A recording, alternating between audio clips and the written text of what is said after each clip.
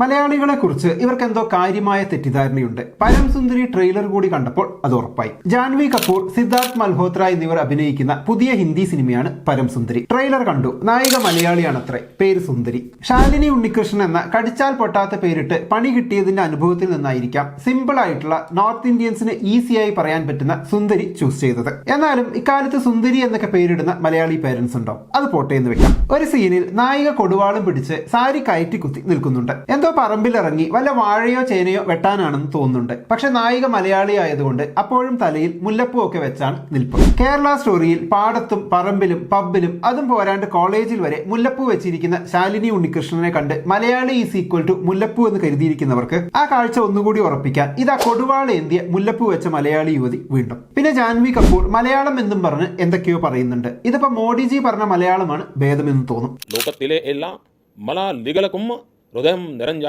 എന്റെ ഓണാശംസകൾ.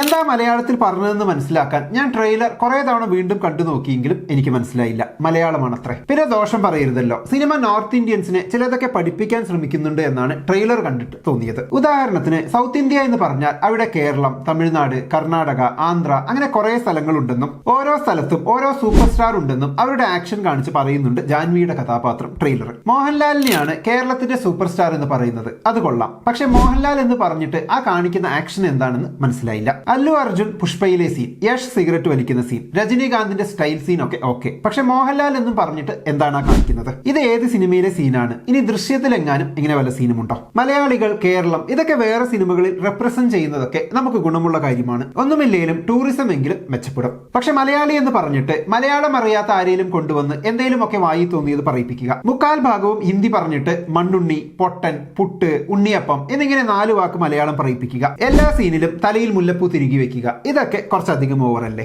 ഒരു സിനിമ പാൻ ഇന്ത്യൻ ലെവലിൽ ഒന്ന് ശ്രദ്ധിക്കപ്പെടണം. പക്ഷെ അതിന് പറ്റിയ സ്റ്റഫ് കയ്യിലില്ല. അപ്പൊ വരുന്ന ഐഡിയ ആണ് മലയാളിയെയും തമിഴിനെയും ഒക്കെ കഥയിൽ കുത്തിത്തിരികൾ. ചെന്നൈ എക്സ്പ്രസ് അതിനൊരു ഉദാഹരണമാണ്. ട്രെയിലറിലെ മ്യൂസിക്കും പിന്നെ ആ മൊത്തത്തിലുള്ള എസ്തെറ്റിക്സും ഒക്കെ നല്ലതാണ്. പക്ഷെ ആ മലയാളത്തെ കൊല്ലൽ അസഹനീയമാണ്. പിന്നെ നായികയുടെ മേക്കപ്പ്, ഏത് സമയത്തും ഇത്രയും മേക്കപ്പ് ഇട്ട് നടക്കുന്നവരാണോ മലയാളി യുവതികൾ? അത് പിന്നെ ബോളിവുഡിൽ നായിക എന്ന് പറഞ്ഞാൽ ആ ഒരു സ്ഥിരം ഓവർ മേക്കപ്പ് ഗ്ലാമർ ഡോൾ ആക്കിയില്ലെങ്കിൽ ഒരു സുഖമില്ലല്ലോ. നമ്മൾ അതിനെക്കുറിച്ച് വിശദമായി ഒരു വീഡിയോ തന്നെ ചെയ്തിട്ടുണ്ട്. അതുകൊണ്ട് കൂടുതൽ ഇവിടെ പറയുന്നില്ല. പിന്നെ സത്യത്തിൽ ഇങ്ങനെയുള്ള കേരള കൾച്ചർ, അവിടെ നിന്നുള്ള ഒരു സ്ത്രീയെ കേന്ദ്രീകരിച്ചിട്ടുള്ള ലവ് സ്റ്റോറി, ഇതൊക്കെ ബേസ് ചെയ്ത് ഒരു സിനിമ എടുക്കുമ്പോൾ ഇവർക്ക് സൗത്ത് ഇന്ത്യയിൽ അത്യാവശ്യം മാർക്കറ്റുള്ള മലയാളി നടിമാരെ തന്നെ കാസ്റ്റ് ചെയ്യുന്നതിനെ കുറിച്ചൊന്ന് ആലോചിച്ചുകൂടെ? ഓക്കെ, ഇനി അത് പറ്റില്ലെങ്കിൽ ഇത് ചെയ്യാൻ നിൽക്കുന്ന ജാൻവി കപൂറിനെ പോലുള്ളവർക്ക് കുറച്ചുകൂടി എഫേർട്ട് ഇട്ട് നമ്മുടെ കൾച്ചർ മനസ്സിലാക്കി ആ ഒരു രീതിക്ക് അഭിനയിക്കാൻ ശ്രമിച്ചുകൂടെ? പിന്നെ അവിടുത്തെ പ്രേക്ഷകർ ഈ ഓവർ മേക്കപ്പ്, സ്ഥിരം ഓവർ ഡ്രാമ ഇതിനൊക്കെ സംതൃപ്തരാണെങ്കിൽ പിന്നെ എന്ത് ചെയ്യാനാ? അപ്പൊ ഈ ട്രെയിലർ നിങ്ങൾ കണ്ടതാണെങ്കിൽ എന്താണ് ഇതിലെ ആ മലയാളി യുവതിയെ കുറിച്ചുള്ള നിങ്ങളുടെ അഭിപ്രായം കമന്റ് ബോക്സിൽ എഴുതുമല്ലോ. നമുക്ക് അടുത്ത വീഡിയോയിൽ വീണ്ടും കാണാം.